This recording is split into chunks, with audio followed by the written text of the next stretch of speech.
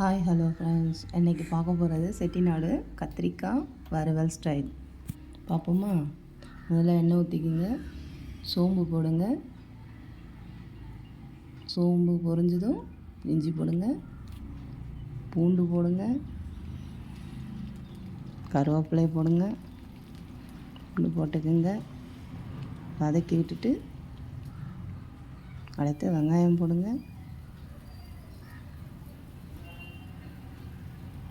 வெங்காயம் போட்டு வதக்கி விட்டுட்டு தேவையான அளவுக்கு உப்பு சேர்த்துக்குங்க.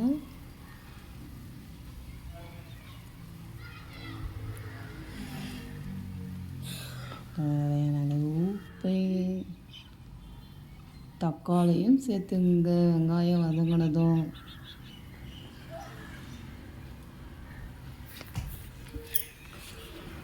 தக்காளியை போட்டுக்கிட்டு நல்லா ஃப்ரை பண்ணுங்கள். ஃப்ரை பண்ணதும் கத்திரிக்காயை போடுங்க. கத்திரிக்காயை போட்டு நல்லா பரட்டிடுங்க. பரட்டி விட்டுக்கிட்டே இருங்க. சிம்மில் வச்சு செய்யுங்க, செய்யக்கூடாது. நெக்ஸ்ட்டு நல்லா 70% வேகணும்.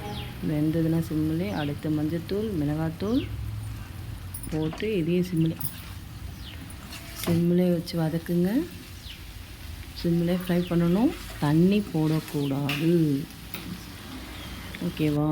ஃபைனலாக நாம் பூண்டு இடித்து அதில் சேர்க்கணும்.